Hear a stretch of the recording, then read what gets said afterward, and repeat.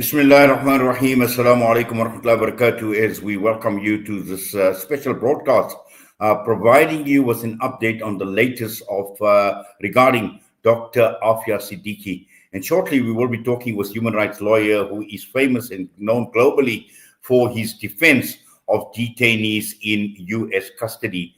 And we all know by now regarding the case of Aafia Siddiqui, 2010, when she was in the courts in New York, where she was sentenced to 86 years in prison. So it's been 16 long years, and it's been a tedious, it's been a very, very difficult fight to get to the stage. Now, Clive Stafford Smith is in New York right now as we speak, meeting with U.S. officials regarding the matter, the Aafia Siddiqui matter. Clive, to welcome you on screen right now. We thank you for taking time out of your busy schedule, but always your time is appreciated, and welcome to Salam Media. Thank you, Inayet. And look, I'm always happy to join you because you guys have been fabulous in your support for Aafia, and that means a lot to me as well as to her family. Well, certainly, in fact, as part of our humanitarian journalism ethos, which we hold so dearly to as well, it's part and parcel, and it's obviously a matter that's of huge interest, not only to us at Salam Media, but to a global audience and also to the audience in South Africa, where I keep on getting questions and regarding the plight of Dr. Aafia Siddiqui and what the latest is. Now, Clive, the last time, obviously, we spoke, and I think it was just a few weeks ago, where you were planning to go to New York, and you spoke about the case that you had actually prepared, and this meeting is now finally happened with officials in the United States of America. Yes, I had a meeting with the U.S. attorneys yesterday here in New York. And look, these people are very open. They were very cordial. It's 1,000 times more open and helpful than the Pakistan government, it must be said, who we've been suing for the last 2 years with absolutely no result. Now, look, it's very hard when you're dealing with something where there's been a trial. However, the trial was pretty terrible. It's very hard for prosecutors immediately to say, oh, sorry, we've made a terrible mistake. We'll just apologize and let it go. But the U.S. attorneys are open to reason, they're open to discussion. They were very frank about their positions and about their questions. I tried to answer as many as I could, and they said they'd get back to me before the new year. Obviously, they need to do some looking themselves and figure out where they stand on this. So, in that sense, it's definitely a trip that's well worth making across the Atlantic. And we will see what comes of it. But under no circumstances can it mean that we slow down our efforts for Aafia and become complacent. So, I'm very keen to keep on working very hard on her case. Yes, Clive, the last time you spoke, and obviously you had prepared your case quite well, and you spoke about a huge case, a massive case, where you've gathered all the information that is necessary, the evidences that is required as well. And just in your discussions with the attorneys in the United States of America, what sort of discussions did you have? I mean, what were some of the questions? What were some of the issues that were raised?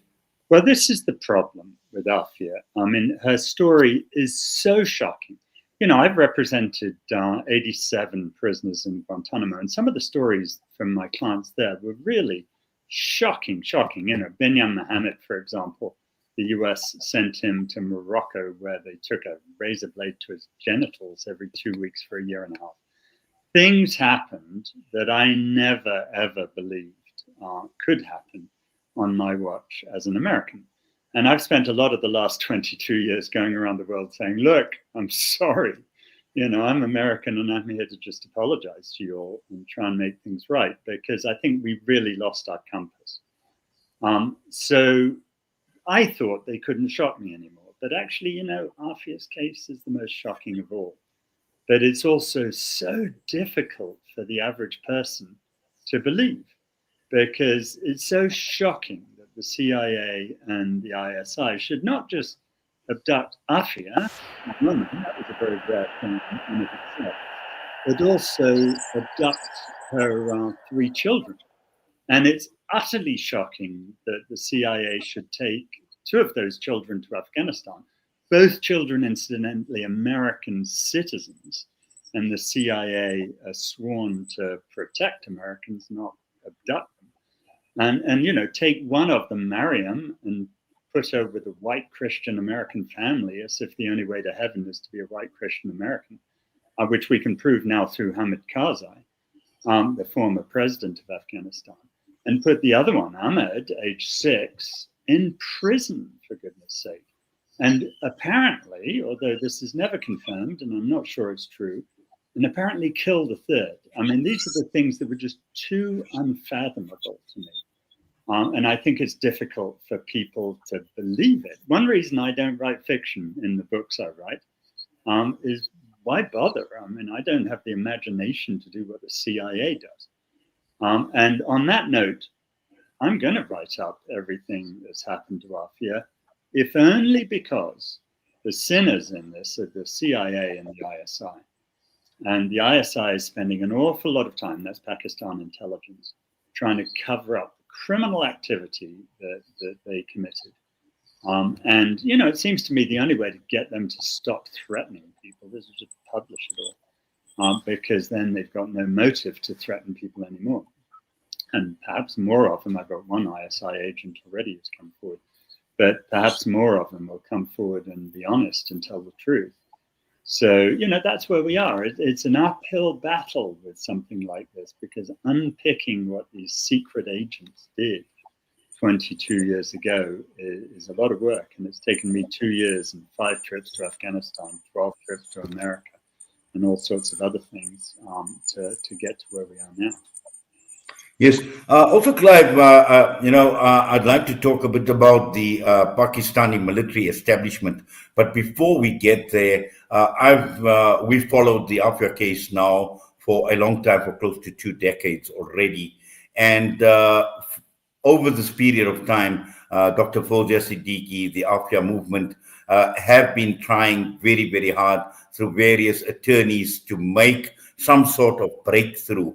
And, obviously you have succeeded after all this time to get somewhere, at least for someone in the United States of America, to listen to what you have said. What have you done that is different, Clive, that, the Aafia movement and Dr. Aafia Siddiqui have not been able to achieve over this period of time? Well, let me say this. I'm not a big fan of my profession. I think the study in America that shows that the 3 groups of sociopaths in America are doctors, lawyers, and multiple murderers is sadly quite true. And so lawyers charge far too much money. And if I've now done over 4,000 hours on Aafia's case, and if I was charging as a lawyer, that would be $4 or $5 million you'd have to pay. So it's just impossible for someone who has no funds like Aafia to do that. And, I do this because I feel it's my duty as an old privileged white male, let's face it, and an American, to make up for some of the sins of what we have done. So the difference, I think, between what I've done and what's happened in the past is I'm doing this pro bono. I'm not charging for it.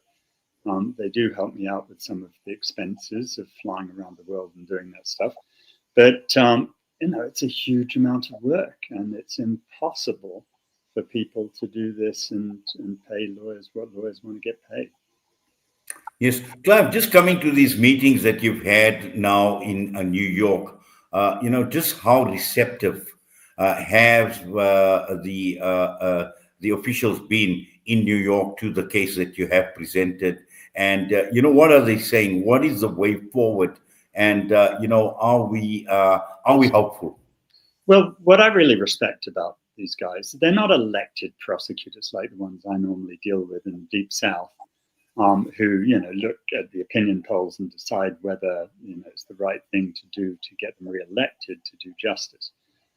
These guys are professionals, they're federal, they They do things, and I admire what they've done so far in Aafia's case. To be honest, they raised more issues for Aafia at trial than her defense lawyers did in many ways. One reason I'm actually very confident that Aafia will win her case is some of the issues raised by the prosecution at trial of what's going to help win it for her. But that said, it's always very difficult. Particularly, I've lived 23 years now doing cases against effectively the CIA. And there's a lot of people who are around today don't know that history. And we have to bring them up to speed with all the things that the CIA did after 9/11. So, you know, it's always an uphill battle. But look, this is what the prosecutors did. They asked me to just state my piece and tell them everything I thought they needed to know. They were very good, and they did the thing that no prosecutor normally does for you, which is express what their skepticism is, which allows me then to respond to that, which is really helpful because you want to know what the other side's thinking. And so far, I think our engagement has been just vastly more open and honest and sensible than I'm used to having with a lot of prosecutors. Now, am I optimistic that it's going to get resolved in time for Christmas? No, I don't think this will suddenly go away. I think we're going to have more work to do. And I know Fawzia is coming down in January, and I'm hoping to come with her at some point to see you guys. I've never been to South Africa. It would be a great pleasure. And I think we're still going to be fighting this battle then, and we're still going to be fighting this battle into next year. But, you know, we're moving in the right direction. Well, certainly, Clive. But also, I think one needs to take into account the military establishment that I spoke about earlier on as well. And obviously, you haven't minced your words. You have had scathing attacks on the military establishment in Pakistan. And it all started from the time when Pervez Musharraf, and by his own admission, that, you know, he was paid for handing Aafia Siddiqui over to the United States of America. And at this point in time, you know, there has just been absolutely nothing coming from the military establishment in Pakistan, to the extent is they've refused to provide clarity for more than 2 decades. There's been deliberate silence on many occasions. And at the end of the day, they haven't even denied anything at this point in time. You're right. Now, let me preface what I'm about to say by saying that, yes, President Musharraf did not so much admit, but boast that he took and his friends took lots of money from the Americans for turning people over. And I've spent 23 or 24 years getting those people out of Guantanamo. And he took a lot of money to turn Aafia Siddiqui over. But it's really important to note that both Dr. Fawzia and before that her mother forgave Musharraf before he died and before Ismat sadly died. And that's our attitude to this. I've told these people all along, we're not out to get them. But if they don't do the right thing, we have no option. And I'll tell you what's going on right now. And I'm not sure they know it yet, so perhaps you can just let them know. I know they're going to try to do harm. In fact, they've already tried to do harm to at least a couple of my witnesses. I brought this, and these are witnesses who are in Britain, by the way, and I brought this to the attention of Shabana Mahmood, who's the Home Secretary in Britain. I did that a month ago, what's called an Osman notice, when a foreign country is trying to murder someone in Britain. And so, you know, then I met with the police about that. And ironically, the day before I met with the police, the establishment in Pakistan tried it again publicly. They actually brought in the British High Commissioner in Islamabad, Jane Marriott, and they told her that they, Pakistan, are only willing to take the very notorious child abusers from back in 2012 from up north in Britain. They will only take them back to Pakistan if Britain gives Pakistan one of our witnesses, Shahzad Akbar.